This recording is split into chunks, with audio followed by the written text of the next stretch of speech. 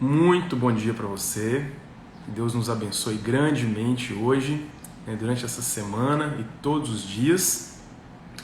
E eu gostaria de estar refletindo um pouquinho com você sobre a missão do cristão, a sua missão e a minha missão como cristãos que somos.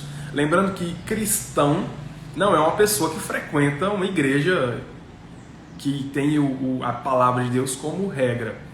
Não é isso que eu estou falando. Eu vou numa igreja evangélica, então eu sou cristão. Eu vou numa igreja católica, então eu sou cristão. O cristianismo está além da sua rotina do domingo, né? O cristianismo é aquele que segue a Cristo. O cristão é quem segue a Cristo. Inclusive o termo cristão significa pequenos cristos. Como que a gente vai ser pequenos cristos se a gente não segue a palavra de Deus, se a gente não obedece a palavra de Deus? Não faz sentido. Então, lembrando que é cristão, a missão do cristão, ela está na Bíblia também, porque essa é a nossa regra de fé e prática, não é verdade? Mas antes de... eu sempre gosto, não sei se você já percebeu, eu gosto de discorrer um pouco numa, que eu chamo de introdução, talvez, para chegar no tema especificamente, e é o que eu vou fazer hoje também com vocês. Mas, não sei se você sabe, na comunidade da graça nós temos uma visão que eu acho uma visão muito bacana, muito interessante e que é o desejo dessa instituição de se tornar. Então a visão é aquilo que nós desejamos alcançar como comunidade da graça, instituição, como parte do corpo de Cristo aqui na Terra. Nossa visão é uma igreja família, vivendo o amor de Cristo, alcançando o próximo e formando discípulos. Então, cada um desses itens, desses 4 itens da nossa visão, nós temos embasamento bíblico para isso e nós temos uma série de atitudes para a gente alcançar cada um desses itens da nossa visão. Então, nós desejamos ser uma igreja família, vivendo o amor de Cristo, alcançando o próximo e formando discípulos. São 4 itens dentro da nossa visão. E a nossa missão como cristãos e também como comunidade da graça, que é a denominação que eu faço parte, é ir pregar o evangelho e fazer discípulos ordenando o que Jesus ensinou. Então nós nos baseamos em Mateus 28, onde Jesus fala com seus discípulos. Nós vamos ler esse texto daqui a pouquinho.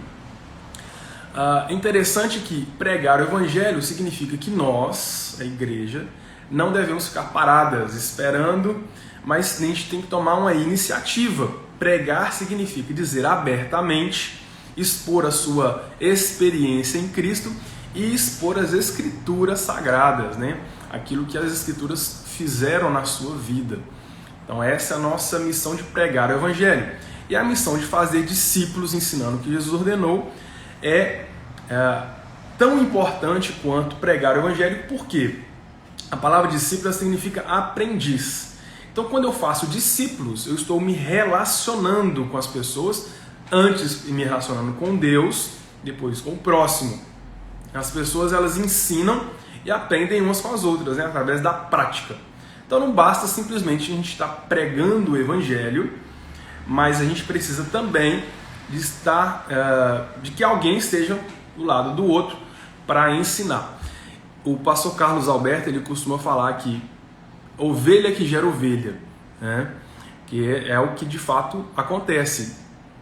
O nosso pastor é uma ovelha de outro pastor, e assim, o pastor Carlos Alberto, ele cuida do pastor Horácio, que cuida de nós e que cuidamos de outras pessoas. Isso é uma bênção. Então ovelha gera ovelha. Outra coisa que o pastor Carlos Alberto fala, que eu acho muito legal, é que o pastor tem que ter cheiro de ovelha. Senão, que pastor é esse, Porque a gente tem de se relacionar uns com os outros. Essa faz parte da nossa missão. E para a gente começar a pensar um pouquinho nessa questão da missão do cristão, eu queria ler com você o que está escrito em Atos 20, no capítulo 20, versículo 33, no finalzinho, na parte B do versículo, diz assim: lembrando as palavras do próprio Jesus, que disse: há maior felicidade em dar do que em receber.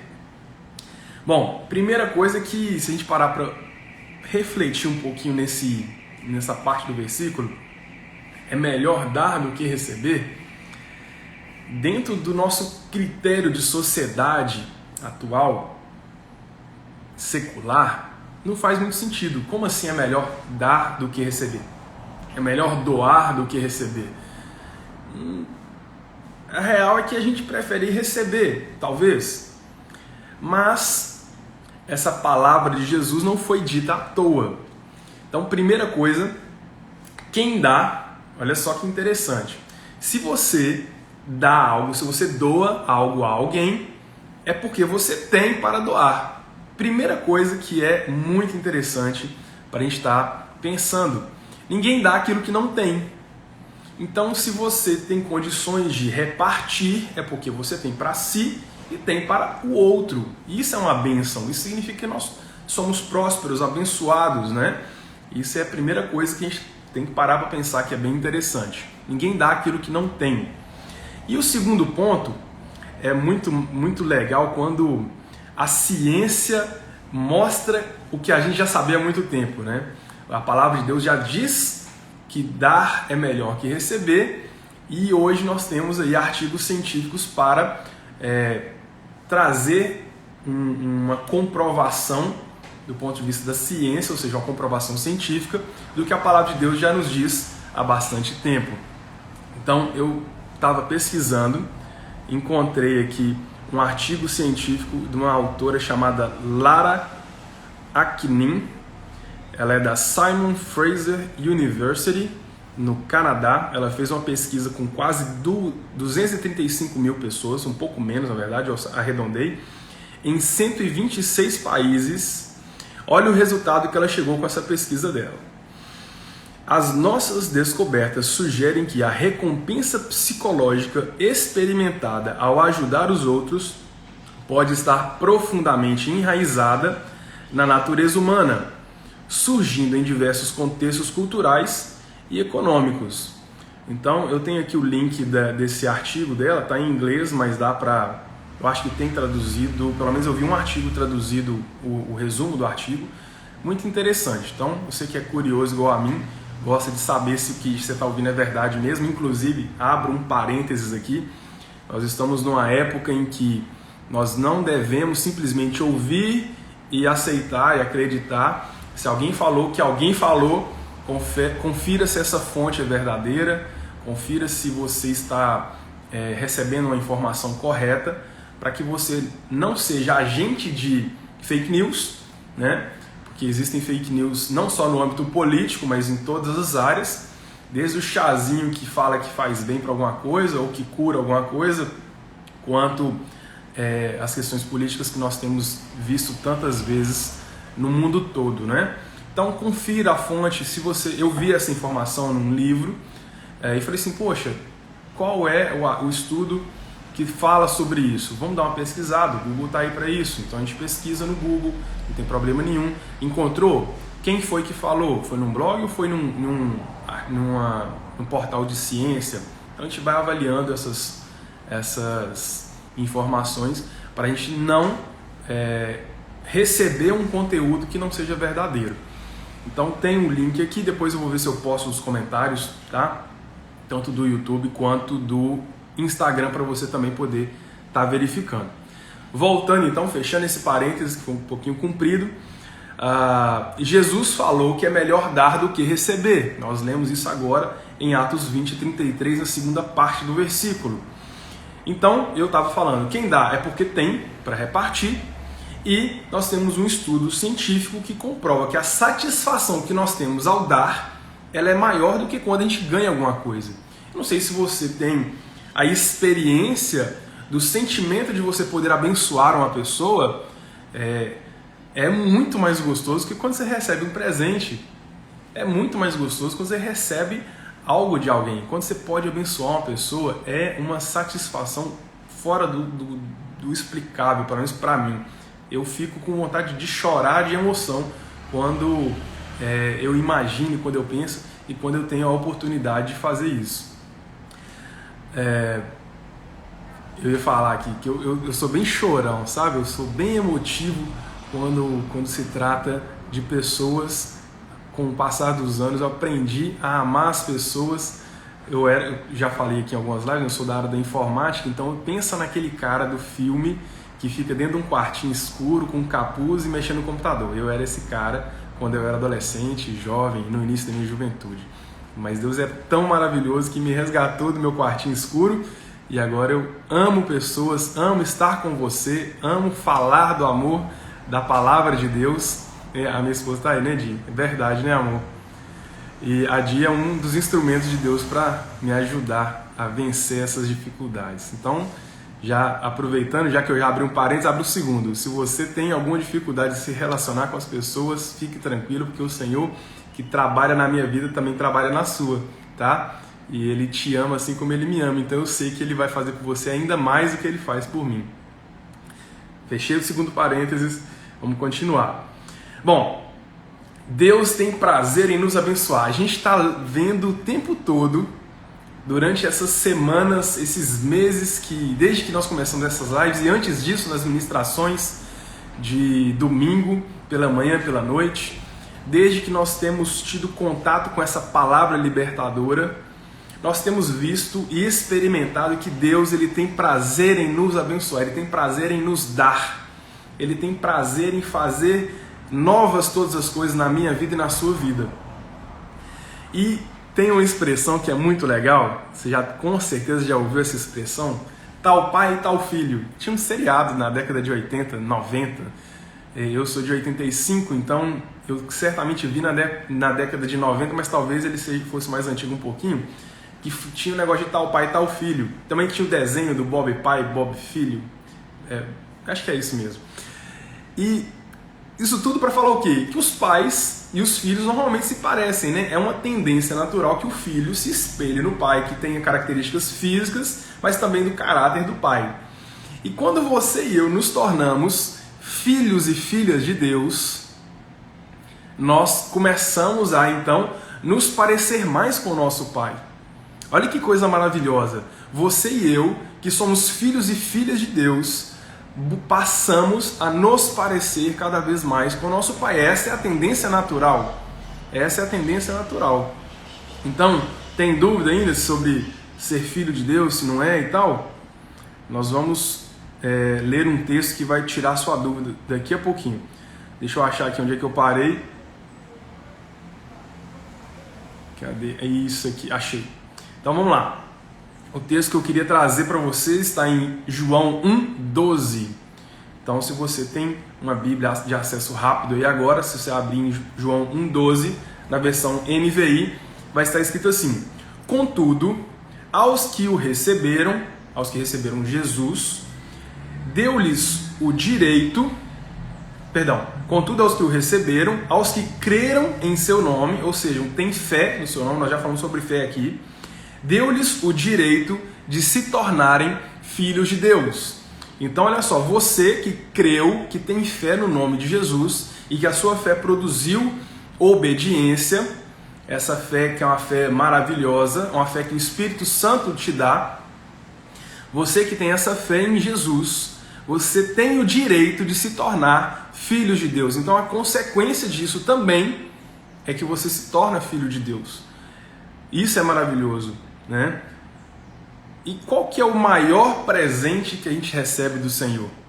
Se a gente parar para pensar no mundo secular, a gente pode aí pensar em vários presentes, né, de materiais, talvez recurso financeiro, talvez conforto, talvez status, talvez família, né, vários filhos, talvez, enfim, cada um tem aí ambições do ponto de vista humano, não tem problema nenhum nisso, contando que isso não seja o seu amor, o amor da sua vida, que não esteja acima do seu amor pelo Senhor. Tranquilo. Mas quando a gente pensa naquilo que Deus fez por nós, o que é que nós recebemos de presente, do maior presente, a coisa mais maravilhosa no reino de Deus? E a gente acabou de ler, né? O Senhor nos deu o direito de sermos filhos de Deus. Então, quando nós nos tornamos filhos de Deus, não tem presente maior do que esse, e é presente primeiramente porque a gente não pode fazer nada para receber esse presente. Não é um mérito, né? Deus olhou para baixo assim, nos viu lá e falando assim: nossa, como que estão se comportando bem, eles estão bacanas, estão aí me buscando de dia e de noite. Não foi isso que aconteceu. Nós éramos inimigos de Deus quando Ele olhou para nós e nos amou primeiro, como diz a palavra. Então esse é um presente que não tem como a gente superar esse presente. E esse presente, ele vem junto com ele alguns outros presentes maravilhosos também. Primeiro deles, a gente recebe a vida eterna com Cristo, que é um presente maravilhoso. A gente vê aí, né, em filmes, e também acredito que deve existir várias pessoas que têm o desejo de viver muitos anos, centenas de anos, ou talvez ser imortal, né? Mas nós já recebemos esse presente do nosso Pai por meio de Cristo Jesus. Olha que maravilha! Nós recebemos, além deste presente da vida eterna e de sermos filhos de Deus, também nós recebemos uma nova vida em Cristo. Então aquela vida, né, que eu falei com vocês há pouco, que eu vivia, não era confortável para mim, apesar de eu estar num ciclo onde eu não gostava de estar com as pessoas, onde eu não gostava de eventos ou de comemorações. Se tinha um Natal que ia ser comemorado na minha casa, eu dava um jeitinho de correr para o escritório e ficar lá até o pessoal ir embora, porque eu não gostava de me relacionar com as pessoas.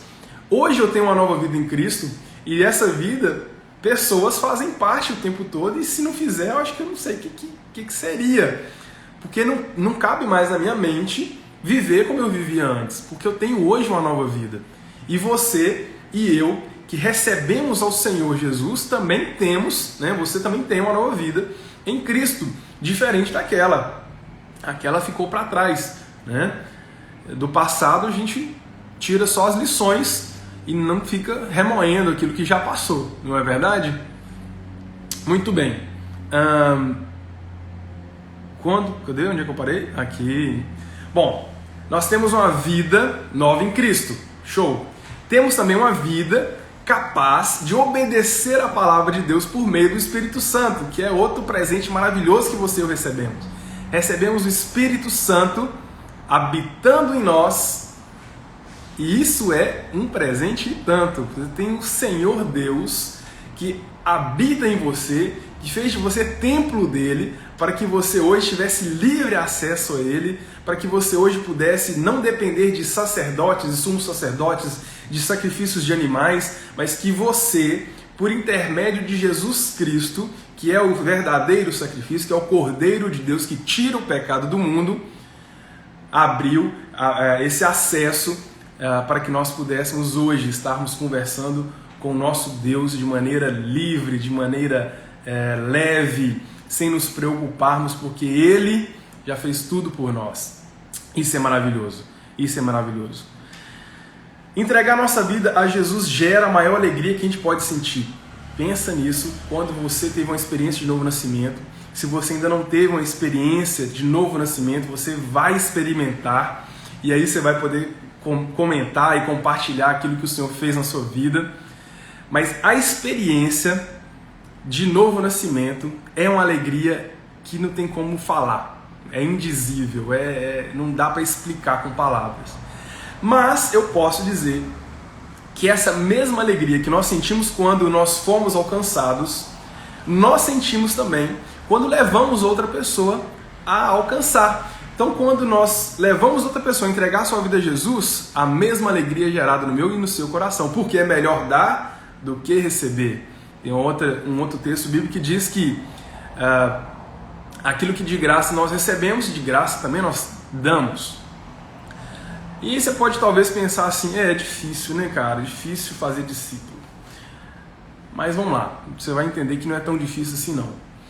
Mateus 28, 18 a 20, está ali a nossa missão, e eu quero ler com você. A missão do cristão, Mateus 28, 18 a 20. Enquanto você abre, eu tomo um copo d'água, um gole d'água. Mateus 28, 18, 19 e 20, Jesus estava com os discípulos e tal, ao ponto de ser assunto aos céus, ao ponto de subir. Então Jesus aproximou-se deles e disse: foi-me dada toda a autoridade no céu e na terra. Portanto, vão e façam discípulos de todas as nações. Primeiro ponto aí, Nós temos um mandamento de Jesus para você e para mim. Façam discípulos de todas as nações, batizando-os em nome do Pai, do Filho e do Espírito Santo, ensinando-os a obedecer a tudo que lhes ordenei. E eu estarei sempre com vocês até o fim dos tempos. Então olha só, duas coisas bem importantes. Primeiro, fazer discípulos de Jesus. O discípulo não é meu, o discípulo não vai ser seu, o discípulo é de Jesus. Então, primeira coisa. Segunda coisa, discípulo é aprendiz. Então nós precisamos ensinar a guardar, a obedecer a tudo que Jesus nos ensinou. Isso é fundamental, porque só pregar, como eu falei no início, não é completo. Vou falar dessa maneira, não é completo. É preciso sim pregarmos o Evangelho, nós estamos falando sobre isso, vamos continuar falando agora, mas é preciso também que a gente ensine, que a gente ande junto, que a gente tenha relacionamento. Bom, é difícil fazer isso, né? Por conta própria é muito difícil, muito difícil. Mas, se a gente ler Atos 1:8, e nós vamos ler agora, nós vamos ver que é mais fácil do que você imagina, se você está pensando em ir com as suas próprias forças. Mas receberão poder quando o Espírito Santo descer sobre vocês, e serão minhas testemunhas, guarda essa palavrinha, e serão minhas testemunhas, em Jerusalém, toda a Judéia e Samaria e até os confins da terra. Somos testemunhas de Jesus através do Espírito Santo agindo em nós. Se você quer ser testemunha de Jesus, se você quer exercer a missão do cristão, se você quiser fazer isso por força própria, por vontade própria, por esforço próprio, não recomendo. Mas o Espírito Santo que habita em você, que habita em mim, ele nos guia, nos capacita, e o amor dele e aquilo que ele é transbordando sobre nós, a partir de nós, e isso sim gera resultados maravilhosos, porque tudo é por ele, para ele e por meio dele. Então não tenta fazer com as suas forças não, porque a salvação você não conseguiu pelas suas forças, a do outro também não vai ser. Vamos lá, rapidamente eu quero falar com você sobre testemunha de Jesus. Como a gente pode ser testemunha de Jesus em 4 itens que eu vou passar por eles de uma maneira mais rápida. Primeira maneira de testemunhar Jesus, e a mais importante na minha opinião, nós somos testemunhas de Jesus através de uma vida digna, pessoal. Não tem nada pior, ou talvez tenha, mas uma das coisas que eu fico muito frustrado, incomodado é com uma pessoa que fala e prega e gesticula e tal, e a vida da pessoa fala exatamente o oposto daquilo que ela prega. Não dá pra mim, é muito difícil, é desconfortável. Temos que ser coerentes com aquilo que nós vivemos, temos de ser coerentes com aquilo que nós falamos. Então, se você fala, viva. Se você vive, fale, porque nós somos livres, fomos libertos, então não vamos nos prender. Nós somos libertos do pecado, libertos da velha vida, do velho homem, para podermos viver uma nova vida em Cristo Jesus. Então, não se contente com menos, não se prenda a doutrinas que muitas vezes nos levam a tentar agir de uma maneira que não é natural, porque quando nos tornamos filhos de Deus, o Espírito Santo habitando em nós, ele vai agir em nós, porque essa é a palavra de Deus. Francisco de Assis tem uma frase muito legal que diz: pregue o evangelho o tempo todo e, se necessário, use palavras. Então saiba você, saiba eu, que nós estamos evangelizando o tempo todo. Não com palavras, mas principalmente com a sua vida, com a minha vida, com as suas atitudes, com as minhas atitudes, com aquilo que você fala no dia a dia, com a forma como você age no dia a dia, com a forma como você trata seu cônjuge, da forma como você trata seus filhos, seus pais, seus irmãos. Isso sim é o Evangelho. A palavra de Deus diz que nós seremos conhecidos como cristãos pelo amor com que temos uns aos outros. Então, tá aí, tá dito. A palavra de Deus disse, não preciso falar mais nada. Então tenha uma vida digna, de acordo com aquilo que as Escrituras nos trazem. Outra maneira como nós podemos testemunhar a Jesus, através da amizade. Nós temos um exemplo interessante com a amizade, porque às vezes a gente confunde ser conivente com o pecado, ou não ser conivente com o pecado, melhor dizendo, com repudiar e reprimir as pessoas. Então, tome cuidado para que você não confunda o pecado com o pecador. Não confunda a pessoa com aquilo que ela faz ou que ela fez. E nós temos um exemplo lindo disso na palavra de Deus, quando a mulher adúltera é levada até Jesus e, de acordo com a lei, ela deveria ser apedrejada e tal, e Jesus começa a falar: aquele que tem pecado, atire a primeira pedra e tal. Jesus chega para essa mulher, quero ler com você, João 8:11. Jesus falou assim com ela. Antes disso, no 10, se eu não estou enganado, Jesus pergunta: cadê os seus acusadores? Ela fala: não tem nenhum. Ele fala: eu também. Mas ele fala uma coisa importante no versículo 11 do capítulo 8 de João: eu também não a condeno. Primeira coisa, agora vá e abandone a sua vida de pecado. Então veja bem, Jesus amou aquela mulher, mas o pecado, ele não foi conivente. Também não te condeno. Agora vá e abandone a sua vida de pecado. Então que você e eu sejamos coerentes com isso. Devemos amar as pessoas porque é um mandamento do Senhor, porque o Espírito Santo que nos ama também ama a essas pessoas que estão à nossa volta, mas o Espírito Santo não é conivente com o pecado. Então, através da verdadeira amizade, você vai ser testemunha de Jesus. E, penúltimo, através do serviço. O pastor Carlos Alberto fala, não sei se a frase é dele, acredito que já seja um pouco mais antiga, mas o amor é o que o amor faz. Se servirmos as pessoas sem buscar receber nada em troca, vamos seguir os passos de Jesus. E é interessante a gente ter atenção, porque a gente pode fazer o bem às pessoas querendo algo em troca, querendo ser abençoado. Então quer dizer que se eu ajudar o fulano tem um relacionamento X com o Beltrano, que pode ser uma tal, então eu vou fazer isso, eu vou ganhar alguma coisa em troca. Cara, isso é o que os fariseus faziam e Jesus recriminava. Jesus falava: não, vocês estão aí jejuando, fica na praça gemendo e tal, para todo mundo ver como é que vocês são santos. Vocês já receberam a recompensa de vocês, que é o reconhecimento das pessoas. Mas quando você for jejuar, você vai para o seu quarto, fecha a porta, porque seu negócio é com Deus. Então o nosso negócio é com Deus, não é com as pessoas, não é para o outro ver como a gente é bonzinho. O João é um filântropo, ele faz isso. Não, para com isso. Se você pensa assim, cuidado. Nós devemos fazer porque nós amamos a Deus e as pessoas. E nosso amor não é um amor que espera algo em troca, né? O que nós somos fala mais do que as nossas palavras, né, Janete? Muito bem colocado. Nós precisamos sair da nossa zona de conforto e começar a servir as pessoas. E especialmente os não cristãos, tá, gente? Porque o serviço é uma ferramenta maravilhosa. Primeiro que é uma satisfação muito grande quando você pode abençoar as pessoas, como a gente falou mais cedo, mas porque as pessoas também vão ver em você o Cristo que habita em você. As pessoas vão ver em você, por meio das suas atitudes, por meio do serviço que você presta, o amor de Deus sobre elas. Então, nós estamos aí na época de pandemia, né?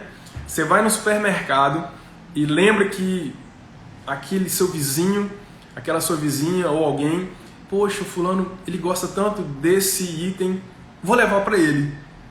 Não vai precisar de ir no supermercado para comprar isso. Você leva, olha só, uma coisa pequena, barata talvez, mas isso demonstra o amor com o qual você ama, porque Deus te ama, e esse amor dele transborda por você para essa pessoa que você está abençoando. Coisa pequena, gente, coisa pequena, mas é de coração, é porque você ama. Cara, é maravilhoso isso, você está sendo testemunha de Jesus para a vida dessa pessoa. Fica a dica aí, hein? E por fim, contando o milagre de Cristo. Contando o milagre que Cristo operou na sua vida. Primeiro a gente tem que viver, né, gente? Depois a gente vai ter a amizade, a gente vai estar servindo as pessoas. E a partir de uma vida condizente com a palavra, eu vou falar do amor de Deus que agiu em mim e pode agir em você. Mas sejamos coerentes, né? Se a gente não tem uma vida digna ainda, a gente tem que rever a nossa experiência de novo nascimento. E se a gente não tem uma vida digna, automaticamente a gente não vai ter amizade de acordo com os critérios da palavra e o nosso serviço talvez seja mais próximo do fariseu do que do servo, do cristão, né? Mas vamos lá. Se nós vivemos de acordo com o que cremos, temos o crédito e podemos compartilhar o que Jesus fez em nossas vidas. As pessoas vão ver, gente, isso que é importante. É mais do que ouvir, elas vão ver o que você fala. Elas vão ver que você que está falando realmente é diferente. Poxa, cara, é mesmo. Você não era desse jeito, agora você está assim. Então, a pessoa vai querer te ouvir, porque você não é igual a ela, ou você não é como você foi. Isso é maravilhoso. O que aconteceu que você está diferente? Sabe, gente, a gente tem muita coisa na palavra, que a gente fica, como é que é e tal. Eu falei isso da última vez que eu ministrei na live, mas vamos parar para pensar e para ver e para obedecer aquilo que é simples. O que está em Mateus 28 é muito simples. E não tem nenhuma dúvida em relação a isso. Vamos fazer discípulos de Jesus. Se a gente cumprir a nossa missão, que está em Mateus 28, 18 a 20, automaticamente a gente vai alcançar a nossa visão. Você lembra qual que é a nossa visão? Nós queremos ser uma igreja família. Então, família. O que é família, gente? É relacionamento. Não é? Vivendo o amor de Cristo. Ora, consequência da vida do verdadeiro cristão é viver o amor de Cristo. Não é verdade? Alcançando o próximo, que é a nossa missão, e formando discípulos, que é a nossa missão. Agora, essa visão eu posso dizer que eu já vivo. Mas por que ela ainda é visão sendo que eu já vivo? Sendo que isso na minha vida já se tornou verdade. Porque é nosso desejo é que isso seja a verdade absoluta em nosso meio. Que todos nós experimentemos disso. E para isso nós precisamos ter uma experiência de novo nascimento com o Senhor, ter uma nova vida em Cristo Jesus, e dessa maneira a gente vai alcançar mais pessoas e aumentar o reino de Deus, e você e eu vamos experimentar da maior das alegrias, que é ver a salvação aqui nessa terra. O Senhor não nos salvou e nos levou para o céu de uma vez porque nós temos uma missão aqui na terra. E essa missão é sermos testemunhas de Jesus, falando o que Ele fez por nós, principalmente com a nossa atitude, com a nossa vida, com aquilo que nós fazemos e agimos. Então, que o Senhor Deus encha a sua vida com o amor dele, que você perceba, porque o amor dele já está sobre você, mas que você seja sensível a esse amor, que você perceba o amor dele derramado sobre você, e que você experimente a cada dia mais e mais desse Deus maravilhoso que te ama, que cuida de você, que preparou para você um dia abençoado, e que, em nome de Jesus, vai ainda fazer grandes coisas na sua vida e na minha vida, em nome de Jesus.